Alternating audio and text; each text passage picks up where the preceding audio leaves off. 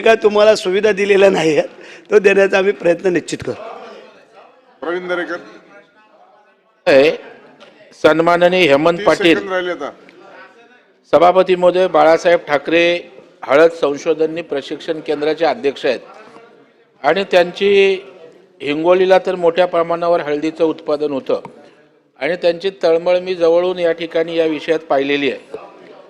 आता तो विषय मार्गी लागताना दिसतोय. सभापती महोदय, अनिलजी माझा होते प्रश्नोत्तराचा तास या प्रश्नाचं उत्तर संपेपर्यंत वाढवले जाते. सभापती महोदय, माझी मागणी आहे की हे हळद संशोधन केंद्र मजबूत झालं पाहिजे, शिफारस हळदीचं उत्पादन त्या ठिकाणी वाढलं पाहिजे. हे म्हणजे कोकणामध्ये राजापूरची हळद पण फेमस आहे. त्याच्यामुळे भरत शेठ, आपण फलोत्पादन मंत्री आहात तर आपण ह्याचं उपकेंद्र फक्त प्रश्नच आहे, या हळदी संशोधन केंद्राचं उपकेंद्र या ठिकाणी आपल्या कोकणामध्ये व्हावं. आपण फलोत्पादन मंत्री आहात, तशा प्रकारची आपण घोषणा करावी अशी माझी आपल्याला विनंती आहे. आणि जो मांडलेला मुद्दा आहे अत्यंत योग्य आहे, कारण हिंगोली आणि आमचा हा जो काय अंतर आहे फार दूरचा आहे, मोठा आहे. त्यामुळे ह्याचा निश्चित विचार करून आम्ही तो निश्चित प्रयत्न करून आम्ही त्याला ते अनिल परब. हा मुद्दा ह्या सभागृहात याच्यापूर्वी देखील आलेला आहे. सभागृहामध्ये मंत्री ज्यावेळेला उत्तर देतात तेव्हा ते शासनाचा प्रतिनिधी म्हणून उत्तर देतात आणि पैशाची नुसती घोषणा करून चालत नाही, त्याची अर्थसंकल्पामध्ये तरतूद करावी लागते. मी मागच्या वेळेला ह्याच प्रश्नावरती हा प्रश्न विचारला होता की मंत्री महोदयांना काय माहिती आहे का, वित्त खात्यामध्ये पिंक बुक असतं, व्हाईट बुक असतं. त्यावेळेला त्यांनी सांगितलं होतं, नाही मी मंत्री म्हणून सांगतोय, मी ह्या वर्षात कुठल्याही परिस्थितीत पैसे देईन. ग्रीन बुक असतं. आता कुठल्या आधारावरती हे मंत्री महोदय सांगतात मी पैसे देणार? खरं म्हणजे हक्कभंग आणला पाहिजे होता त्यांनी. बाळासाहेबांच्या नावाने सुरू केलेला प्रकल्प, बाळासाहेबांच्या नावाने सगळे उदो करून पक्ष फोडला. ते लोक आज बाळासाहेबांच्या नावाने सुरू झालेल्या प्रकल्पाची अशी अवहेलना करतायत. पैसे देऊ शकत नाहीत. मान्य करतात सभापती महोदय सभागृहामध्ये की आम्ही पैसे देत आहेत. आता पुरवणी मागण्यांमध्ये देखील याची व्यवस्था नाहीये. पुरवणी मागण्यांमध्ये देखील कुठल्याही पुस्तकात त्याची व्यवस्था केलेली नाही. पुढच्या बजेटमध्ये येईल की नाही माहित नाहीये.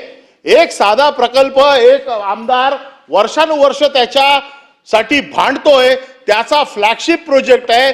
या प्रोजेक्टला बाळासाहेबांचं नाव लागलंय म्हणून आमची तळमळ आहे. आता त्यांचा मतलब संपला असेल म्हणून तळमळ संपली असेल. पण प्रश्न हा आहे की बाळासाहेबांच्या नावाने सुरू झालेला फ्लॅगशिप प्रोजेक्ट त्याच्यासाठी जर सरकार पैसे देऊ शकत नसेल तर मंत्र्यांवरती हक्कभंग आणायचा का? कारण मागच्या वेळेला मंत्र्यांनी सांगितलेलं आहे की मी पुढच्या वेळेच्या अधिवेशनाच्या अगोदर हे पैसे देऊन टाकीन, काढा पाहिजे तर पाठीमागचं प्रोसिडिंग. आणि जर अशा वेळेला फक्त वेळ मारून देण्यासाठी मंत्री सभागृहात येऊन उत्तरं देणार असतील तर त्यांच्यावरती हक्कभंग आणावा लागेल. आणि या बजेटमध्ये जर निधी आला नाही तर नाईलाज असतो आम्हाला हक्कभंग आणावा लागेल. कारण दोनदा या प्रकल्पावरती मंत्र्यांनी उत्तर दिलंय की मी पैसे द्यायची व्यवस्था करतो. आणि म्हणून माझं स्पेसिफिक प्रश्न असा आहे की येणाऱ्या बजेटमध्ये, आता पुरवणी मागण्या तर संपल्या, पुरवणी मागण्या आल्या, येणाऱ्या बजेटमध्ये या हळद प्रकल्पावरती आपण पैशाची तरतूद केली आहे का? परब साहेब फार तो पोटतिडकीने बोलताय, आम्हाला कल्पना आहे. जेवढा आदर तुम्हाला आहे तेवढा आम्हाला पण आहे. आणि हा शेतकऱ्यांच्या कुटुंबाचा आणि आदरणीय बाळासाहेबांचं नाव दिलेलं आहे, त्यासाठी तुमचं म्हणणं बरोबर आहे, आम्ही त्या मताशी सहमत आहोत. परंतु तुम्हाला सांगू इच्छितो की येणाऱ्या ह्या बजेटमध्ये ही तरतूद केली जाईल. जे मागच्या वेळेला जे काय तांत्रिक बाबीची अडचण होती करतोय झाले, मगाशी चर्चा करून आलो आम्ही मुख्यमंत्र्यांशी. एक मिनिट, अगोदर परब साहेब आपणही मंत्री होता, आपल्यालाही सगळी कल्पना आहे. परंतु तुम्हाला सांगू इच्छितो, हा साध्या प्रश्नाचंच उत्तर देतोय, आम्ही फार खोलात नाही जायत. तुम्ही ज्या पोटतिडकीने बोलताय ते आम्हाला कळलेलं आहे आणि त्याची या बजेटमध्ये तरतूद करतो. मागच्या वेळेला जे काय तांत्रिक बाबीची अडचण होती स्वतः हेमंत पाटलांनाही माहिती होती काय होतं काय नाही, त्या खोलात आता आम्ही जात नाही. परंतु आदरणीय मुख्यमंत्र्यांच्या माध्यमातून या बजेटमध्ये ते आम्ही आणतोय आणि तुम्ही आज तुम्हाला शब्द देतो. राठोड. वाड्यामध्ये हळदीचं पीक खूप मोठ्या प्रमाणामध्ये त्या ठिकाणी होतं आणि मध्ये हे ते होत कडे आहे. असताना माननीय बाळासाहेब ठाकरे यांच्या नावाने संशोधन केंद्र वसमत येथे प्रश्न स्थापन विचारा, करण्यात 5 मिनिटं आलं आणि या जास्त झाले. महामंडळाचे प्रश्न विचारा आता. हो. तर माझा प्रश्न असा आहे सभापती महोदय की आपण मागच्या वर्षीच मंत्री महोदय पैसे देणार होते, ते पैसे आणि या वर्षाचे पैसे आणि 800 जे मंत्रिमंडळाच्या याच्यात घोषणा झालेली ते 800 असे मिळून एकत्रित पैसे या अधिवेशनाच्या अर्थसंकल्पामध्ये देणार का? दुसरं असं की याच्या माध्यमातून संशोधन वाढलं पाहिजे. जे काय वेगवेगळे आजार त्या हळदीवरती येतात त्या संशोधनासाठी वाढीव निधी जो वेगवान पद्धतीने सरकार देणार का? थोडक्यात म्हणजे एकूण बेरीज करून 1000 कोटी रुपये देणार का?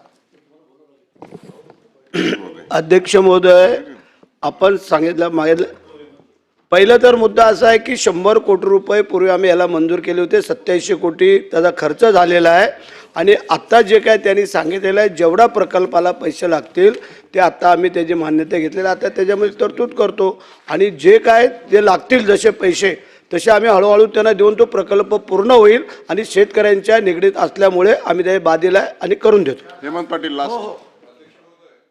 फलोत्पादन खात्याच्या आउटलेमधून आपण जास्तीत Specific. जास्त निधी उपलब्ध करून देणार का? आणि प्रकल्पासाठी आपण फ्लॅगशिप प्रोग्राममध्ये 2 वर्षाचा कालावधी दिला होता, तर आगामी किती कालावधीमध्ये हा प्रकल्प पूर्ण करणार? आणि त्याचबरोबर मंत्रिमंडळाच्या बैठकीमध्ये हा प्रकल्प स्वयंपूर्ण होण्याच्या दृष्टीनं आनंदाच्या शिधामध्ये 2 किलो हळद दरवर्षी राशनमध्ये देण्यात यावी, अंगणवाडी प्राथमिक शाळेतल्या मुलांना हळदयुक्त दुधाचा पुरवठा करण्यात यावा म्हणून निर्णय घेण्यात आला होता. अजूनपर्यंत या निर्णयाची अंमलबजावणी झाली नाही, तर या निर्णयाची अंमलबजावणी किती काळामध्ये करणार? आपण जे काय मागण्या केलेल्या होत्या त्या बरेचशा अंश आमच्या विचाराधीन आहेत आणि आपल्या मताचे आम्ही सहमत आहोत. मुलांना हळद देणं काय करणं हा आणखी त्याच्यात पुढचा आहे. पहिला प्रकल्प आपला पूर्ण करून देण्यासाठी जो काय कालावधी आहे तो आम्ही पूर्ण करून देतो लवकरात लवकर आणि तुमच्या मताची सहमत आहे. प्रश्न उत्तराचा तास संपलेला आहे. कागदपत्र सभागृहाच्या पटलावर ठेवणे वस्त्र उद्योग मंत्री.